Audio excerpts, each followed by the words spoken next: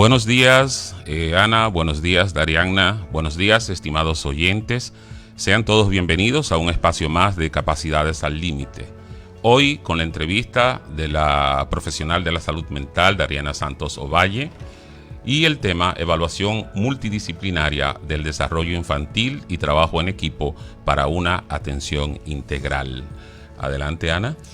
Buenos días, Ramón. Buen día, Darianna. Buenos días a todos los amables oyentes que sintonizan nuestro programa Capacidades al Límite. Bien, como dice Ramón, en nuestro tema, nuestra entrevista central tendremos a la psicóloga Darianna Santos, quien nos va a hablar de la importancia del equipo multidisciplinario. Es importante decir también que Darianna es psicóloga educativa, tiene maestría en educación especial y cursa la maestría en psicología clínica. Pero antes de entrar a la entrevista central, vamos a hablar de algunos temas que surgieron en esta semana concerniente a la discapacidad. Bueno, como ustedes saben, el Centro de Capacitación para Ciegos tenía programado para este martes 17 una protesta, puesto que habíamos recibido la noticia de que fuimos excluidos del presupuesto, del anteproyecto del presupuesto para el 2025.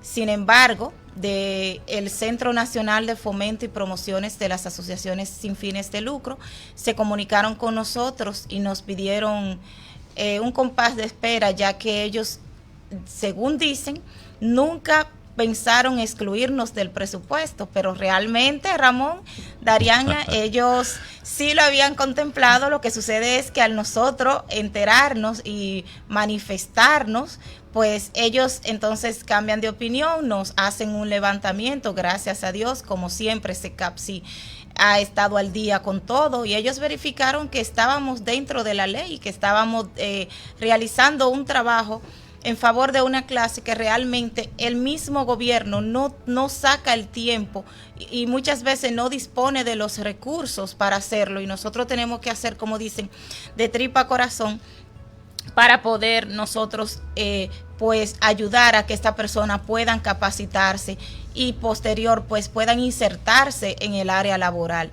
Agradecemos al Centro de Fomento que nos llamó y nos pidió que asistiéramos este jueves 19 a una reunión. Estaremos en disposición de ir a la reunión y nosotros, como siempre, hemos estado abiertos a cualquier investigación, pero siempre que se haga dentro de lo correcto, que se sea justo cuando se trate de realizar una investigación, porque sabemos que detrás de esto pues hay, como dicen, manos oscuras y que hay personas que realmente no quieren el progreso de SECASI y no entendemos por qué, porque lo que le estamos haciendo es un bien a la sociedad y que muchas instituciones, y lo decimos con todo el respeto y con toda responsabilidad, muchas instituciones no hacen teniendo los recursos. Nosotros como centro lo que queremos es trabajar, lo que queremos darle una mejor vida a las personas con discapacidad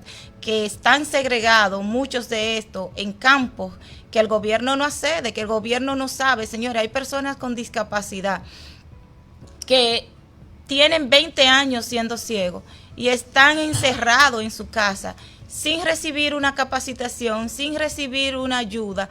Entonces, esto es lo que nosotros hacemos. Tenemos un equipo de trabajo social que, de hecho, uno de estos sábados estará también en el programa hablando del trabajo que hace, valga la redundancia, el Departamento de Trabajo Social, porque ellos van a los campos, se trasladan a los campos a reclutar estas personas que están segregadas para integrarlo en el centro y luego entonces de integrarlo, pues insertarlo en la sociedad, tratar de que tengan un empleo y que se sientan personas capaces de poder tener una vida digna y poder seguir viviendo sin obstáculos, porque muchas veces los obstáculos que tenemos no son tanto directos de la discapacidad, son barreras sociales que la sociedad misma, valga la redundancia, impone. En otro tema, ya en una noticia positiva, la Fundación Dominicana de Ciegos, en una institución hermana del Centro de Capacitación para Ciegos, firmó un acuerdo de cooperación con el Servicio Nacional de Salud, algo muy bueno. Enhorabuena para nuestros hermanos de la Fundación Dominicana de Ciegos. Este acuerdo contempla un médico general, señores, que es muy importante en las instituciones, porque muchas personas con discapacidad adquirida han perdido la visión producto de la diabetes, de cualquier otra enfermedad. Entonces, a veces se dan situaciones con estos mismos estudiantes que quisiéramos resolver, y por no contar con un personal médico, con una persona que pueda asistirle, pues muchas veces las cosas se complican. Muy bueno para la fundación. También el mismo acuerdo contempla 20 plazas laborales para las personas con discapacidad visual. Algo muy importante, porque si una deuda tiene el gobierno con el colectivo de la discapacidad, es el incumplimiento de la ley 0513, que en su artículo 14 contempla que el 5% de los empleos de las instituciones públicas deberán ser otorgados a personas con discapacidad. Sin embargo, yo creo que en el país no hay una institución que cumpla con este 5%, y peor aún, en el sector privado, que la cuota es mínima, que es un 2%, tampoco. Yo creo que no hay una parte del sector privado que cumpla con este 2%. Entonces, creo que el Servicio Nacional de Salud va encaminado a cumplir por lo menos con un 3 o un 2% que contempla esta ley. Usted está escuchando Capacidades al Límite. Hola, soy el Dr. Omar Reyes, médico nutriólogo clínico con maestría en nutrición clínica pediátrica. Si te preguntas cuál es la importancia de acudir al médico nutriólogo, ahora te lo aclaro. Para los niños es importante, ya que de una buena nutrición dependerá un adecuado crecimiento y desarrollo de los mismos. Para los adultos es importante para mantener un adecuado estado de salud. Ahí entro yo, proporcionándote un plan de alimentación adecuado a tus requerimientos y necesidades individuales, a través de los cuales podemos mejorar y ayudar a controlar diferentes tipos de enfermedades, como son la hipertensión, la diabetes, la dislipidemia, el cáncer, entre muchos otros más. Estoy aquí para ayudarte a mantener un estilo de vida saludable. En CECAPSI estamos para servirte. Ubicados en la calle Mella, esquina Independencia, número 48, tercer nivel, en Santiago de los Caballeros, República Dominicana. 809-582-8614 u 809-724-0968. El Departamento de Evaluación Integral, Diagnóstico y Seguimiento del CECAPSI cuenta con un equipo multidisciplinario para brindar los servicios de evaluación e intervención psicológica y asistencia médica. Ubicados en la calle Mella, esquina Independencia, número 48, tercer nivel, en Santiago de los Caballeros, República Dominicana. 809-582-8614 u 809-724-0968. Personas con discapacidad o referidas del Ministerio de Educación no pagan. En CECAPSI seguimos haciendo de la inclusión un compromiso de todos. Saludos, soy Fausto Rodríguez, psicólogo clínico, terapeuta familiar y de parejas. En CECAPSI creemos en el poder de las familias unidas, pero sabemos que a veces incluso las familias más fuertes necesitan apoyo. Entendemos que las familias enfrentan desafíos, problemas de comunicación, conflictos entre las parejas y conflictos entre padres e hijos y dificultades para resolverlos. Es por eso que en CECAPSI ofrecemos terapias y trabajamos juntos a las familias para fortalecer los lazos, mejorar la comunicación y encontrar soluciones. Juntos podemos construir familias más fuertes y saludables. Ven a CECAPSI y te ayudaremos. Ubicados en la calle Mella, esquina Independencia, número 48, tercer nivel, en Santiago de los Caballeros, República Dominicana. 809-582-8614 u 809-724-0968. Hola, soy el doctor Silvio Hidalgo, cirujano, oftalmólogo, glaucomatólogo. me encargo de detectar enfermedades oculares en niños y adultos. Y estoy aquí para cuidar tu salud visual en SECAPSI. Sí, como lo escuchas, las evaluaciones oftalmológicas comienzan en la infancia. El diagnóstico y tratamiento oportuno de los problemas oculares en niños son determinantes para un buen desarrollo de la función visual, así como para un adecuado desempeño escolar. Se recomienda la primera visita al oftalmólogo a partir de los 3 años si previamente no hay antecedentes médicos relevantes. En caso de adultos, las principales causas de alteraciones visuales suelen ser errores refractivos no corregidos y otras condiciones asociadas con la edad y con enfermedades crónicas como el glaucoma, la diabetes e hipertensión, y se recomiendan visitas oftalmológicas anuales. Vale la pena resaltar que muchas afecciones oftalmológicas son silenciosas y para cuando aparecen los síntomas ya la visión puede estar severamente limitada. Por eso te invito a consultar. Tu salud visual es importante. Ubicados en la calle Mella, esquina Independencia, número 48, tercer nivel, en Santiago de los Caballeros, República Dominicana. 809-582-8614 u 809-724-0968. Usted está escuchando Capacidades al Límite. Bien, ya estamos de regreso con su programa Capacidades al Límite, y el día de hoy nos acompaña, como dijimos al inicio, la licenciada Magíster Darianna Santos. Ella es psicóloga educativa. Darianna también cuenta, como dijimos, con una maestría en educación especial. También cursa la maestría en psicología clínica. Ha recibido formación en psicometría y en la escala A2, la prueba que detecta el trastorno del espectro autismo. Y hoy ella nos va a acompañar y nos va a hablar del tema de la importancia de la evaluación del desarrollo infantil y el trabajo en equipo. Buenos días, Darianna. Buenos días, muchísimas gracias. Para mí es más que un placer el estar compartiendo con ustedes y el haber recibido esta invitación a esta nueva entrega de su programa. Muchísimas gracias. Para comenzar de inmediato, Darianna, ¿cómo describirías la importancia de una evaluación multidisciplinaria en el desarrollo infantil?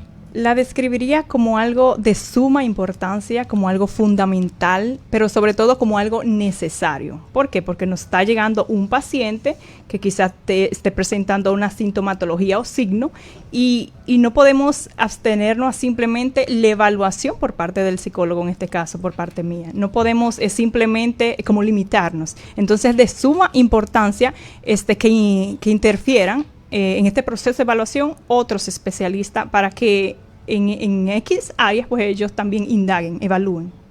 Es importante, Darianna, que tú le digas a los oyentes cuál es el rol del psicólogo en este proceso de evaluación, porque tengo muchos padres que, por ejemplo, van a la consulta y dicen, yo lo traje al psicólogo, pero me lo han enviado a hacerle un estudio de neurología, de otorrino, que de eso vamos a hablar más adelante. Uh-huh. Es bueno que tú le expliques cuál es la importancia cuál es el rol del psicólogo en este proceso de evaluación.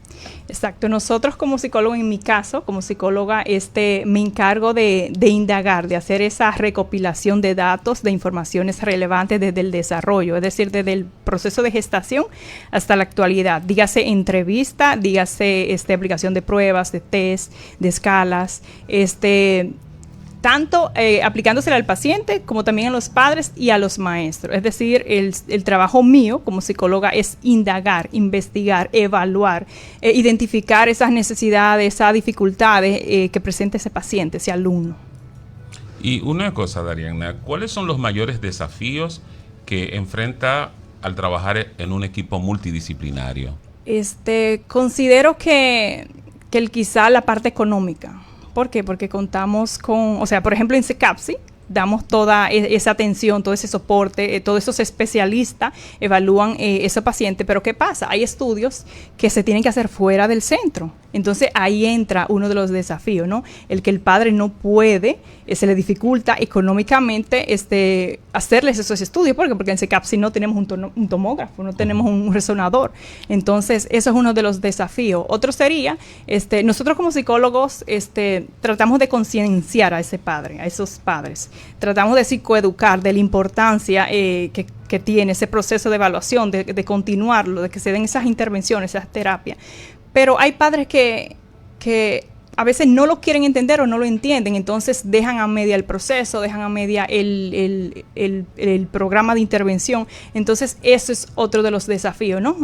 La poca colaboración que en algunos casos puede darse por parte de los padres, porque sabemos que es un trabajo en conjunto. Sí. Como bien tú dices, por la misma situación económica, otras veces por descuido, otras veces porque muchas veces por más que psicoeduquemos a los padres, ellos no entienden, ellos lo que consideran que ya llevé al niño al psicólogo, el psicólogo lo va a arreglar. Así es, de esa manera es que lo ven, el psicólogo lo va a arreglar. Muchas veces ni siquiera toman en cuenta el proceso de evaluación. Entonces es muy importante este proceso de evaluación. ¿Por qué?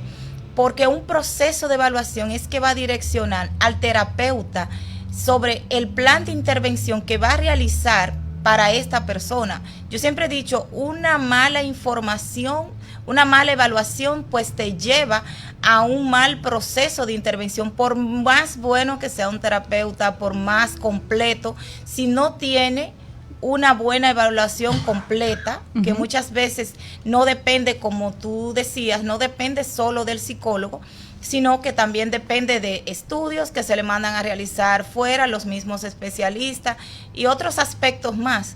Entonces, un mal proceso de evaluación, pues también te va a llevar a un mal proceso de intervención. Por eso es que hay tantos diagnósticos erróneos, por eso es que hay tantas equivocaciones en los diagnósticos de las personas, porque muchas veces no creemos saberlo todo, muchas veces entendemos que porque tenemos una especialidad en psicometría o porque somos, en el caso de los psiquiatras, porque son psiquiatras, porque son neurólogos, creen que pueden solo, o creemos que podemos solo, creemos que podemos emitir un diagnóstico porque yo cuento con las credenciales para hacerlo. No siempre debemos acompañarnos del equipo multidisciplinario, y yo creo que muchas veces uno de los desafíos es ese, la falta de comprensión muchas veces de los mismos especialistas, porque a veces como evaluador se emite una valoración de un caso y el especialista pues tiene otra consideración, o sea, no quiere consensuar, no quiere discutir, porque considera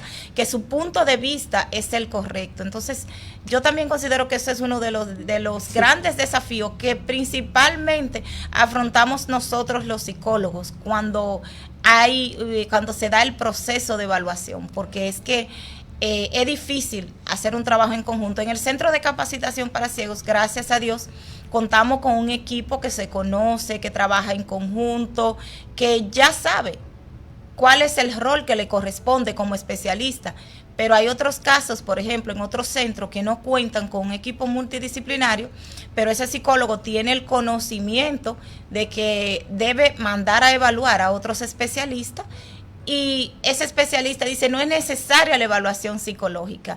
Yo quisiera preguntarte, ¿tú te has encontrado con casos de especialistas que te dicen a ti directamente, usted no tiene la facultad para diagnosticar? Que eso es otro tema que vamos a tratar, o usted no puede hacer ese proceso. El niño es diagnosticado con esto.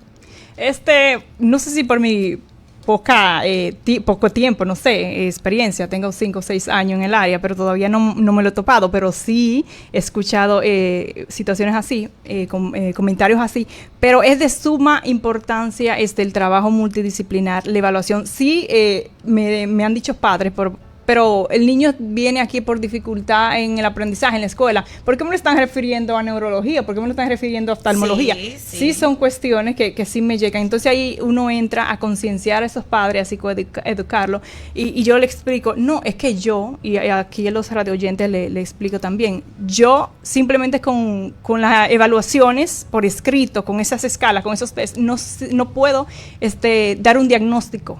No puedo dar un diagnóstico, darlo por hecho. Definitivo. Exacto. Dar un diagnóstico definitivo. Las escalas, o sea, todos somos necesarios. En el proceso de evaluación, el psiquiatra o el neurólogo pediatra o neuropsicólogo no puede emitir un diagnóstico sin el aporte del psicólogo. Eso es importante decirlo. Sí, claro, que de hecho pacientes que son externos fuera de ese CAPSI, me han llegado referimientos que están siendo tratados por un psiquiatra o neurólogo fuera del centro y los refieren a evaluación, entonces caen allá donde mí en ese CAPSI. Claro, porque no puede. Necesitan y en ese contexto entonces, Darianna, ¿qué protocolos sigue el equipo cuando hay discrepancias entre los resultados de diferentes áreas o profesionales? Porque ahí entiendo yo que se debe seguir un protocolo para llegar a un acuerdo. Sí, tienes razón.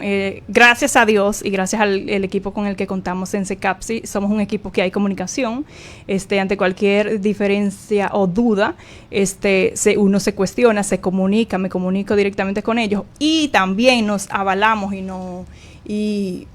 nos avalamos, vamos a decirlo así, con lo que es el DSM-5, que es nuestro manual, en el que nos apoyamos tanto los psiquiatras como nosotros los psicólogos. ¿Para qué? Para en caso de esa discrepancia o de que aquí me arrojó X trastorno y que al psiquiatra le arrojó X trastorno, entonces nos vamos también a ese apartado y es una manera donde se discute. El apartado que tiene el DSM-5 es sobre el diagnóstico diferencial. Sí, que por ejemplo, con los criterios. Exactamente. Si este paciente X que tiene tal sintomatología, que tiene tales resultados, me está arrojando tal situación, entonces si cumple con este trastorno o cumple con aquel. Entonces, en ese apartado del diagnóstico diferencial, que son criterios propios de un trastorno, criterios propios de otro, ahí entonces vamos a ubicar en sí, de acuerdo al motivo, a los resultados de ese paciente, dónde cae ese diagnóstico. Ahí es que entra la importancia del psicometrista, en este caso, del evaluador. Ahí es que entra la importancia porque, como decía, no puede un neurólogo aplicar pruebas psicológicas.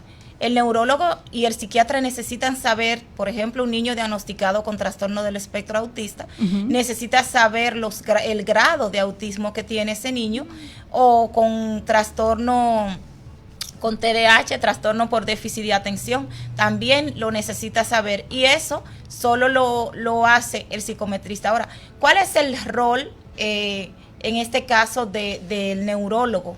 Te pregunto, ¿cuál es el rol del psiquiatra en estos casos? Es importante decirlo porque muchas personas van al psiquiatra directamente y le dicen, mi niño fue diagnosticado con trastorno del espectro autista. Inmediatamente ese niño ya es medicado, pero no ha sido evaluado o no está recibiendo terapia.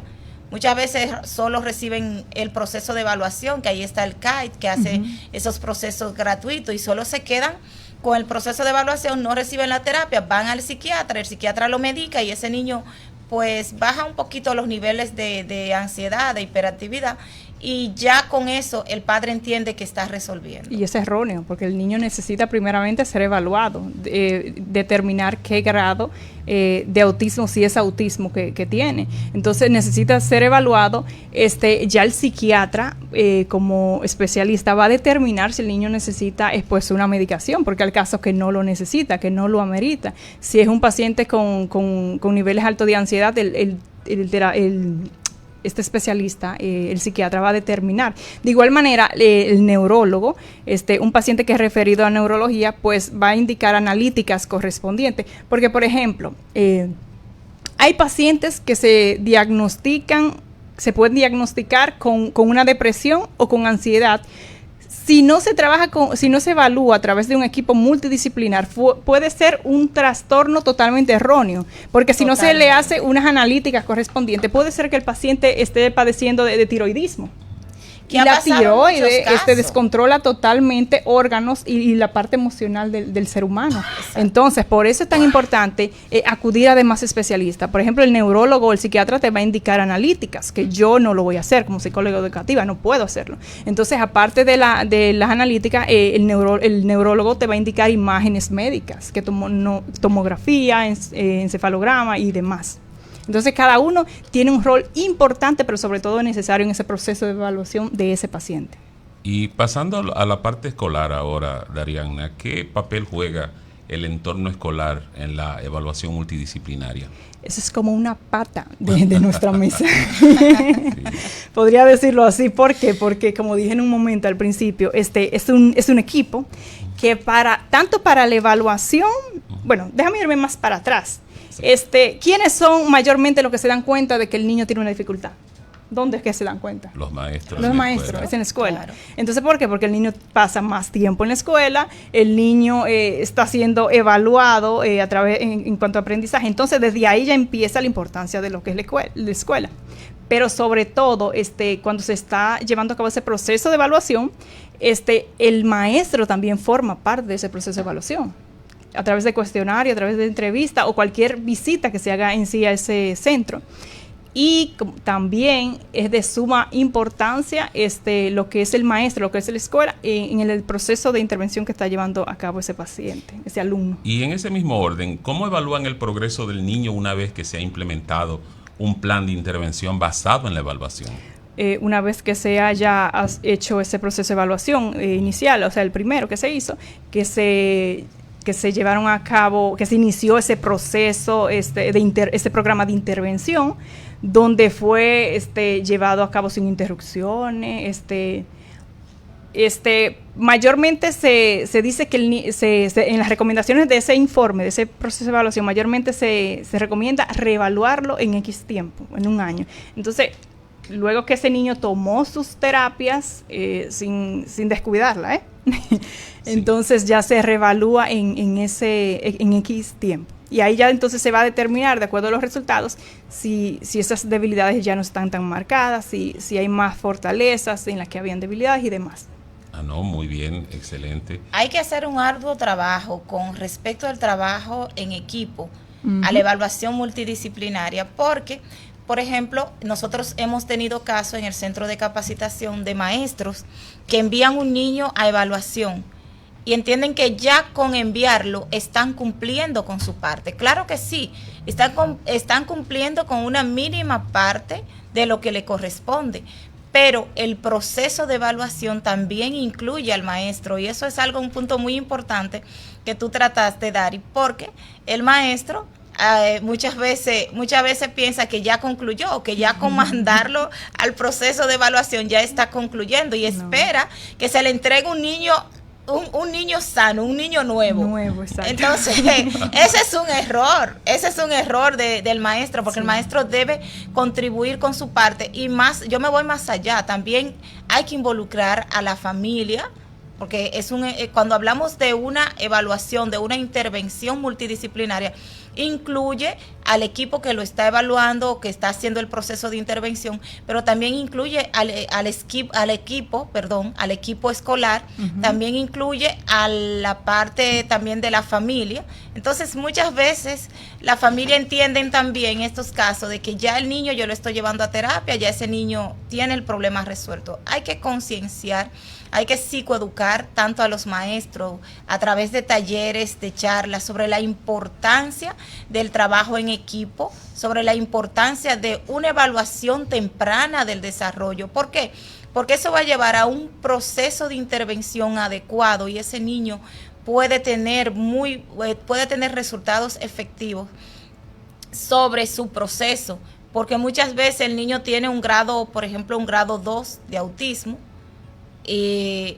o tiene un grado 1, y si es bien trabajado, el niño puede ser incluido en una escuela, no necesariamente debe de ir a una escuela especial. Y eso es una parte que... No, y es importante que se intervenga temprano, a tiempo y de manera consecutiva. ¿Por qué? Porque un trastorno puede desencadenar otros trastornos. Entonces, por eso es bueno intervenir y que reciba las terapias y que se lleven a cabo las recomendaciones sugeridas. Ya por último, me gustaría que toque la parte sobre los posibles trastornos que muchas veces, por lo que son referidos estos niños a psicología, que muchas veces resultan ser un aspecto físico, o sea, algo directamente, por ejemplo, problemas, dificultades visuales, disfunciones cerebrales, cualquier otra situación que no necesariamente sea un trastorno o problema auditivo. Exacto. Que me hable de esa parte ya para concluir. Sí, en mi experiencia me han llegado niños, pacientes, que son referidos del centro educativo porque tienen dificultades en el aprendizaje. Y obviamente, como nosotros hacemos un proceso de evaluación multidisciplinario, una vez que es referido a los demás especialistas, me han tocado diferentes casos. Una paciente que una vez examinada por oftalmología, pues los resultados arrojaron que la niña tenía dificultad a nivel visual, no estaba viendo bien. Entonces, una niña que no vea lo suficiente, que no pueda ver bien, ¿cómo va a estar transcribiendo o llevando un programa, en la alfabetización? Va a tener dificultades, obviamente, a nivel de aprendizaje. Como también me han pasado niños que tienen dificultad de aprendizaje, que mayormente esto es lo que se da, y tienen una hipoacusia unilateral, es decir, Sí, tienen una sí. limitación, una dificultad a nivel auditivo, entonces obviamente se va a ver afectado su aprendizaje. Es lo que produce la dificultad en el aprendizaje. Entonces, si esto no es tratado a tiempo, como tú decías, hemos tenido niños que van con un problema, con una dificultad en el aprendizaje y resulta que es un problema visual. Entonces, cuando el niño es intervenido, cuando el niño es evaluado por un oftalmólogo y recibe el proceso de intervención adecuada, pues ese niño empieza a tener un rendimiento escolar bueno, Sí. porque su mayor dificultad, lo que le estaba provocando su dificultad en el aprendizaje, era su problema visual. Y muchas veces pasan que el niño llega a la edad, a la adolescencia, y muchas veces llega a la edad adulta con este supuesto problema de aprendizaje. Entonces ahí sí se induce a un retraso en el desarrollo, que eso es muy importante. El aspecto físico, el problema físico, provocó un retraso en el desarrollo del niño por no detectar una condición a tiempo. Por eso es importante la evaluación multidisciplinaria. Y que son situaciones que el mismo paciente, el mismo niño, no conoce que tiene esa dificultad. Porque, por ejemplo, esos son casos que son niños, uno más pequeño que 5 y 9 o 10 por ahí, pero que si son niños que han nacido con esa debilidad, con esa situación, ¿cómo va a identificar que escucha poco, si eso es lo que conocen? Eso es Entonces, lo que conoce. en el historial clínico, por ejemplo, siempre se pregunta, ¿tiene dificultad o ha tenido auditiva o dificultad visual? Y obviamente los padres van a decir, no tiene, pero se va a detectar y se va a saber la realidad a través de un examen, a través de ese profesional que intervenga. Finalmente, Dariana, y con esta pregunta despedimos esta parte del programa. ¿Qué consejo le darías a un profesional que está empezando a trabajar en un equipo multidisciplinario de evaluación del desarrollo infantil? Que la comunicación es fundamental, que si eres psicólogo, que si eres psiquiatra o neurólogo o nutriólogo, no sé, te enfoques 100% en lo tuyo, en lo que puedas manejar, en lo que puedas trabajar, en lo que puedas evaluar, y que si notas alguna señal, aunque no te corresponda a ti, toma apuntes y compártelo con ese otro especialista que sí le corresponda, para que tengas como una idea, ¿no?, de dónde profundizar. Pues comunicación. Mil gracias, Dariana, por tu participación. Gracias a ustedes. Gracias. Usted está escuchando Capacidades al Límite. Saludos, soy Fausto Rodríguez, psicólogo clínico, terapeuta familiar y de parejas. En SECASI creemos en el poder de las familias unidas, pero sabemos que a veces incluso las familias más fuertes necesitan apoyo. Entendemos que las familias enfrentan desafíos, problemas de comunicación, conflictos entre las parejas y conflictos entre padres e hijos y dificultades para resolverlos. Es por eso que en SECASI ofrecemos terapias y trabajamos juntos a las familias para fortalecer los lazos, mejorar la comunicación, y encontrar soluciones. Juntos podemos construir familias más fuertes y saludables. Ven a CECAPSI y te ayudaremos. Ubicados en la calle Mella, esquina Independencia, número 48, tercer nivel, en Santiago de los Caballeros, República Dominicana. 809-582-8614 u 809-724-0968. Hola, mi nombre es Madeline Tamar Rosario, otorrinolaringóloga y cirujana de cabeza y cuello. Soy parte del equipo de especialistas del Centro de Capacitación para Ciegos, CECAPSI. Me encargo de las enfermedades de oídos, nariz, garganta, voz y cuello. ¿Cuáles son las alarmas que nos dicen que debemos agendar ya una cita con nosotros? Pues en los niños el retraso del habla, el retraso en el aprendizaje, la falta de atención o aumentar demasiado el volumen de los dispositivos audiovisuales. Esto podría indicarnos algún tipo de pérdida de audición, recordando que la audición proporciona una de las entradas sensoriales más importantes para el desarrollo del cerebro. Otras alertas en niños y adultos serían dolor de oído, zumbidos, congestión nasal, dolor facial, dolor de garganta o ronquera. No esperes más, estamos aquí para cuidar tu salud.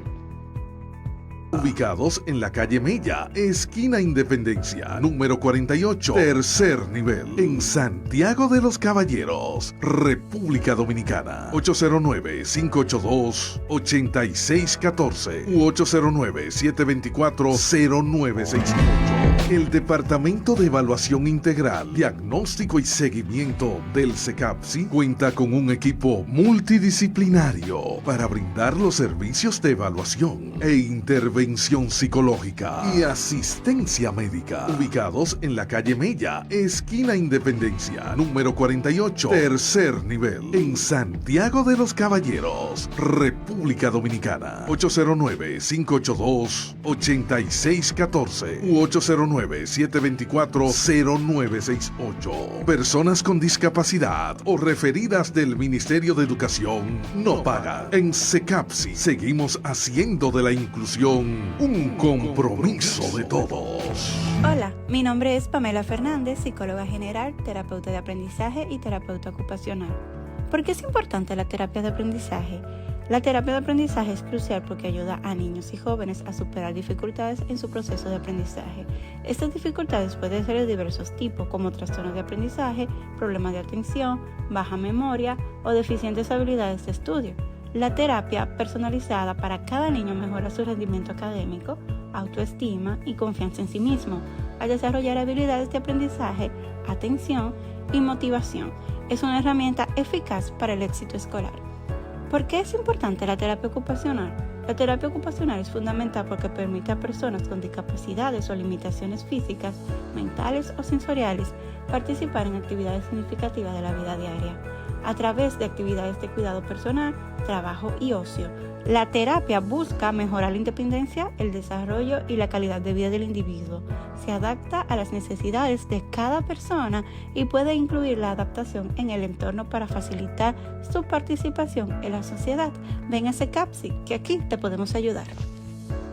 Ubicados en la calle Mella, esquina Independencia, número 48, tercer nivel, en Santiago de los Caballeros, República Dominicana. 809-582-8614 u 809-724-0968.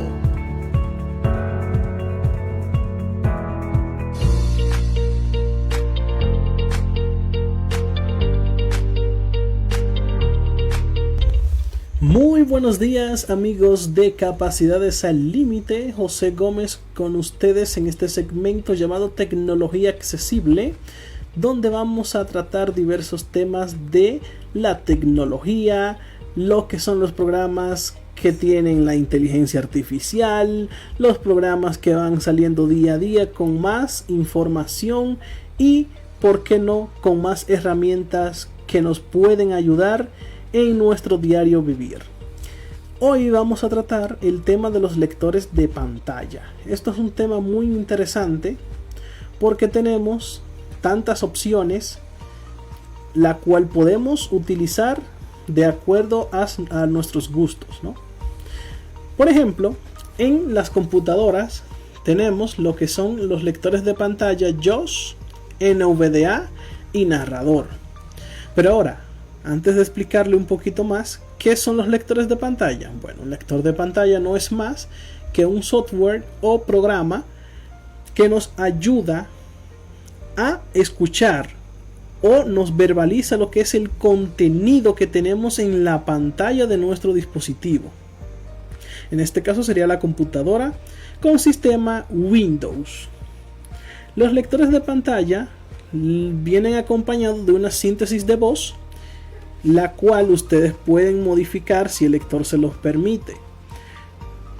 Por ejemplo, el JAWS. El JAWS es un lector de pago, es una licencia que viene costando unos $1,000 o $1,100. Es algo costoso, pero créanme que este lector tiene muchas herramientas las cuales nos pueden servir para leer páginas web, para leer libros, para leer ya sean las carpetas, archivos que tengamos en nuestro computador. Este lector también puede escanear documentos o fotos. Nos puede verbalizar textos de alguna imagen. En fin, es caro, pero créanme que es muy, pero muy interesante. Tiene bastantes funciones. Pero también tenemos algo parecido, el NVDA. El NVDA es un lector parecido al JAWS, pero de manera gratuita. Estos programas, para ustedes poder utilizarlo, tienen que instalarlo en su computador y luego activarlo para poder utilizar este lector, ya sea el JAWS o el NVDA. También tenemos lo que es el narrador. El narrador es un programa nativo de Windows. Este no tienen que instalarlo ni nada, solamente con un comando lo activan y ya les va a verbalizar la pantalla. Pero como yo les llamo a estos lectores que vienen de manera nativa, porque hay otros sistemas que traen lectores de manera nativa. Por ejemplo, el narrador yo le llamo como lector de sacar de apuros. ¿Por qué? Porque el narrador nos ayuda, pero no tiene ese desarrollo como el NVDA y el JAWS, por la situación de que este programa no ha sido desarrollado al 100% para tener muchas herramientas para el lector de pantalla. Sí lee cosas básicas, no lee todo el contenido, pero poco a poco lo van modificando, lo van arreglando y créanme que cada vez lo van mejorando un poco más. Así que el narrador los puede sacar de apuro en un momento que no tengan ni el NVDA ni el JAWS. Por eso yo recomiendo que utilicen esos dos primeros que les acabo de mencionar. Si no lo tienen, pues hay que recurrir a la opción del narrador. Tenemos los siguientes lectores de pantalla, lo que es el VoiceOver, que es para los dispositivos iPhone, iPad, MacBook, que son las laptops creadas por la Apple. Todos sus productos, hasta para los relojes, los Apple Watch, tienen un propio lector de pantalla llamado VoiceOver, el cual nos ayuda a nosotros a saber lo que tenemos en nuestra pantalla. Tenemos el TalkBack, que es para los dispositivos Android, hasta para los televisores que tengan el sistema operativo Android pueden utilizar el TalkBack. El TalkBack es un lector que ya viene dentro del sistema. Últimamente, en las últimas versiones de Android, han estado quitando esta opción o este programa del sistema. Y lo que tenemos que hacer o debemos de hacer es descargarlo desde la Play Store, que es la tienda oficial para descargar las aplicaciones. Pueden descargarlo escribiendo TalkBack o buscando como asistente de voz si no les aparece. Pero serían unos casos muy extraños. Buscan como asistente de voz y ahí van a tener la opción para descargarlo y activarlo. Pero aquí irían a necesitar ayuda de unos ojitos. Así que, pero nada, todo se puede. En algún momento será en el cual las personas que utilicen TalkBack puedan utilizar de manera independiente esta función de activarlo por sí mismo, que es una de las ventajas que tenemos en los dispositivos de Apple, que con gestos o pulsaciones de botones podemos activarlo de manera independiente. Bien, tenemos un lector de pantalla ya por último que no es muy conocido entre nosotros. ¿Por qué? Porque este lector de pantalla llamado Orca se utiliza en un sistema operativo no muy utilizado, porque es un sistema operativo para desarrolladores en muchos casos, llamado Linux. En el sistema operativo Linux tienen el lector Orca y nos brinda las mismas herramientas para poder tener el contenido de la pantalla, ya sea por los audífonos o por el equipo de bocina que estén escuchando su lector. Siempre deben de tener un audífono, un auricular o bocina para poder escuchar su lector de pantalla. Eso tienen que tomarlo en cuenta. Así que nada, yo espero que hayan salido de dudas las personas que no hayan conocido algunos lectores de pantalla. Hay muchos más, créanme que hay muchos más, pero el tiempo es corto, así que en otra entrega yo espero que podamos tratar un poco más de algunos otros lectores más, pero estos son los más conocidos, los más fácil de encontrar, y créanme, no se van a arrepentir al momento de utilizarlos. Nada, yo espero que estén teniendo un excelente sábado ahí en casita. Espero que sigan disfrutando de su programa Capacidades al Límite. José Gómez les acompañó en su segmento Tecnología Accesible. Continuamos. Usted está escuchando Capacidades al Límite. El Departamento de Evaluación Integral, Diagnóstico y Seguimiento del CECAPSI cuenta con un equipo multidisciplinario para brindar los servicios de evaluación e intervención psicológica y asistencia médica, ubicados en la calle Mella, esquina Independencia, número 48, tercer nivel, en Santiago de los Caballeros, República Dominicana. 809-582-8614 u 809-724-0968. Personas con discapacidad o referidas del Ministerio de Educación no pagan. En CECAPSI seguimos haciendo de la inclusión un compromiso de todos. Usted está escuchando Capacidades al Límite. En el día de hoy, en Panorama Actual, vamos a hablar del Estado, los ciudadanos de tercera y las microagresiones disfrazadas como códigos de vestimenta. Nada hay más desagradable, desde mi particular punto de vista, que visitar una institución pública de mi país, la República Dominicana, y ser detenido en la puerta por un vigilante o guachi mal encarado que, mirándome indignado, me dice que mi hija no puede pasar a recibir un servicio porque tiene unos jeans o una blusa sin mangas, o que yo debo quitarme la gorra o las gafas de sol, porque de algún modo estas representan un peligro para la institución que por desgracia he necesitado visitar. No sé qué piensen ustedes, estimados oyentes, pero esto para mí representa algún tipo de agresión con un mensaje de que ni quien me acompaña ni yo merecemos estar allí, que nuestra forma particular de vestir, sin ser exagerada ni vulgar, ofende el buen gusto de quienes manejan esa oficina o ese ministerio. Pero quizás alguno quiera alegar que es correcto tener un código de vestimenta para las distintas oficinas y para las empresas, y yo soy el primero en estar de acuerdo y en darle la razón. Pero ese código es de estricto cumplimiento para los empleados y no para mí, que soy un cliente. Lo que el Estado y muchas instituciones privadas han institucionalizado con estas microagresiones es ponernos a los usuarios de los servicios que ellos ofrecen en el mismo sitial de sus empleados. Con esta actitud, los ciudadanos de a pie, los ciudadanos de segunda, tercera y cuarta categoría, hemos sido puestos al mismo nivel de la empleomanía.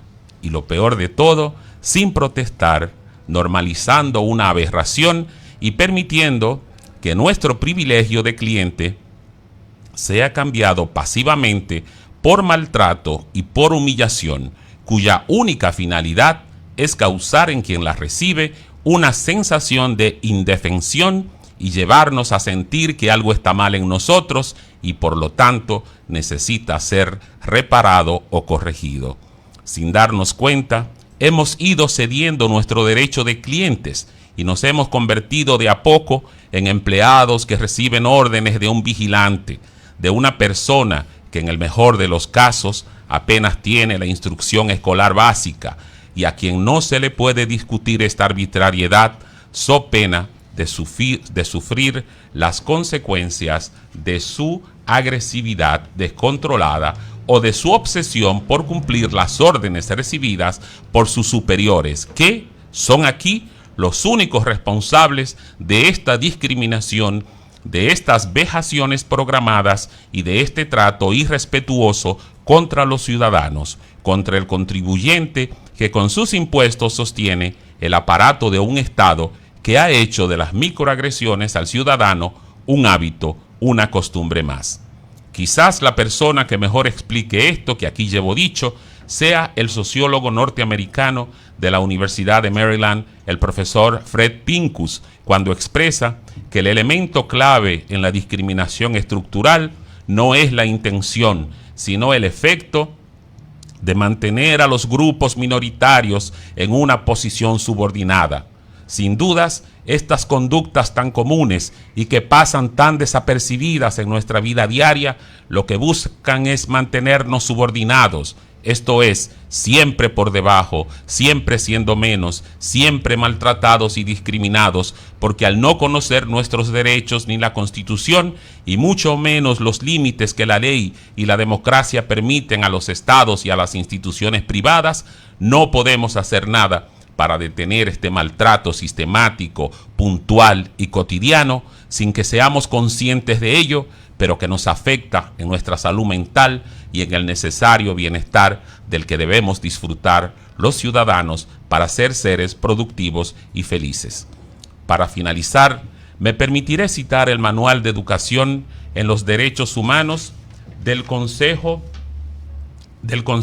Europeo, que explica claramente que esta discriminación que recibimos, estas microagresiones, llevan el nombre de discriminación estructural, que se basa en que nuestra sociedad está organizada para que el sistema ponga en desventaja a ciertos grupos de personas. La discriminación estructural funciona a través de normas, rutinas, patrones de comportamiento y actitudes que crean obstáculos para lograr una verdadera igualdad de oportunidades, porque a ver, ¿quién en su sano juicio puede sentirse cómodo o igual o simplemente persona ante un maltrato como el anteriormente expuesto, si muchos establecimientos privados y el Estado mismo, desde sus instituciones, dígase Banreservas, Oficina de Pasaportes, para solo mencionar dos, brinda este trato tan vejatorio a sus ciudadanos?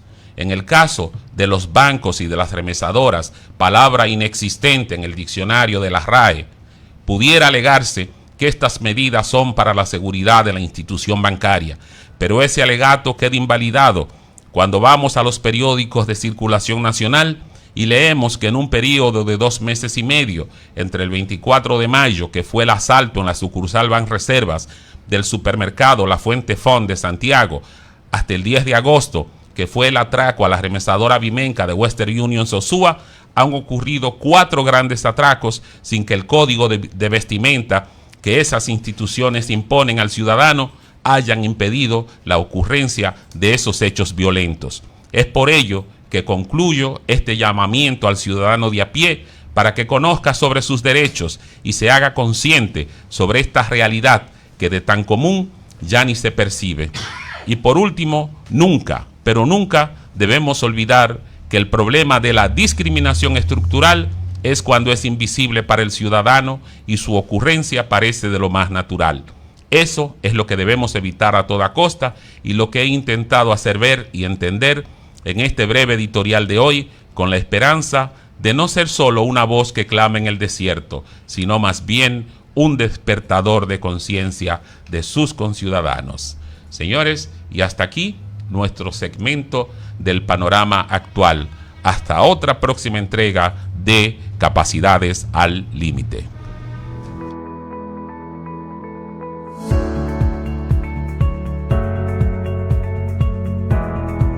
Usted está escuchando Capacidades al Límite.